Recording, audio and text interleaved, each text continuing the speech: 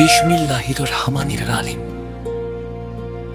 আলহামদুলিল্লাহ, আমরা সমস্ত প্রশংসা একমাত্র মহান আল্লাহ তাআলার জন্য করি, যিনি আমাদের সৃষ্টি করেছেন, রিজিক দান করেন, জীবন ও মৃত্যু তারই হাতে। দরুদ ও সালাম বর্ষিত হোক প্রিয় নবী ঘোরত মুহাম্মদ এর উপর।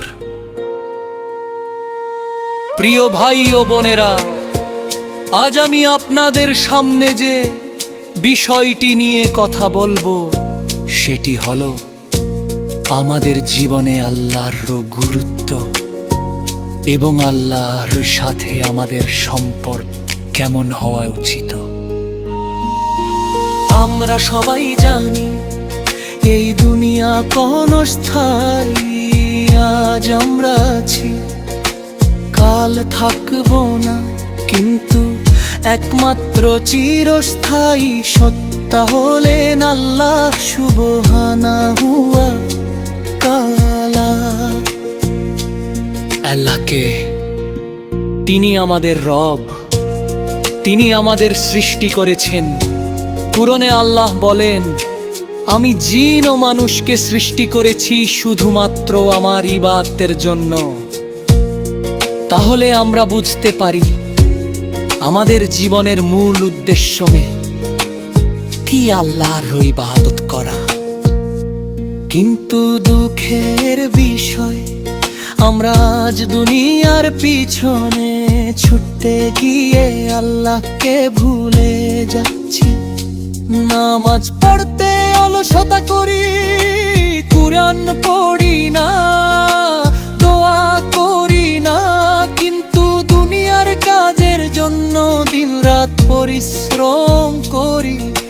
প্রিয় মুসলমান ভাই, একবার চিন্তা করুন যে আল্লাহ আপনাকে চোখ দিয়েছেন, শ্বাস নিতে দিচ্ছেন, খাবার দিচ্ছেন, আপনার প্রতিটি মুহূর্ত দেখছেন। আপনি কি কখনো তাকে ধন্যবাদ দিয়েছেন? আল্লাহ অত্যন্ত দয়ালু, তিনি আমাদের গুনাহ মাফ করেন। আমরা যত বড় গুনাহ করি না কেন, যদি আমরা সত্যি তাওবা করি, আল্লাহ আমাদের ক্ষমা করে দেন।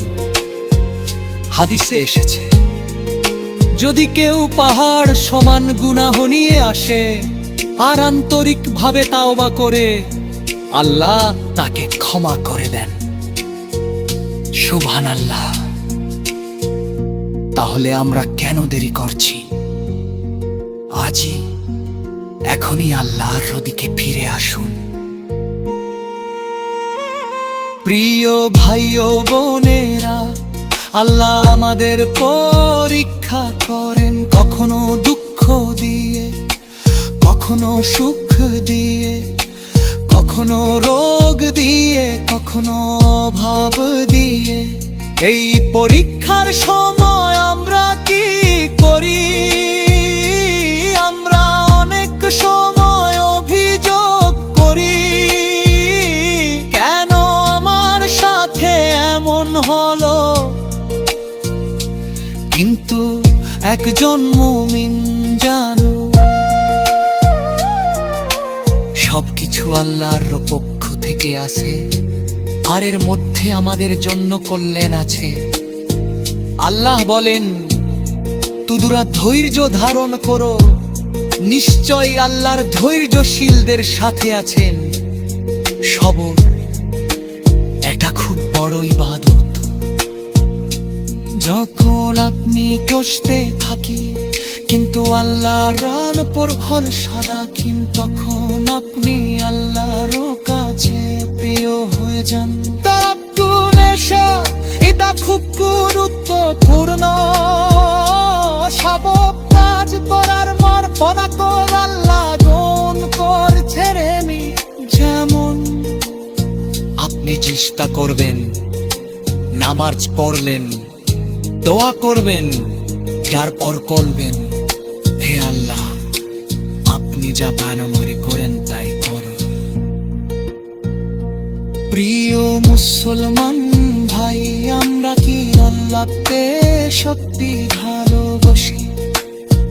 যদি খেলো বসি হলে ওই নামাজ ছাড়বো না, কি হারাম কাজ ছাড়বো, কি সত্য কথা বলবা, নে মানুষের সাথে ভেরলাম হের করো করো আল্লাহ ভালো মেশন করে, যারা ভালো কাজ করে।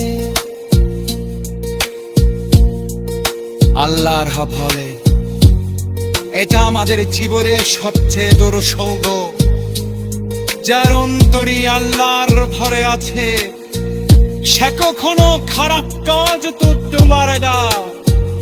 আজ আমাদেরও শোনা যাক এত সমস্যা কেন? কারণ আমরা আল্লাহ কি ফলে গেছি।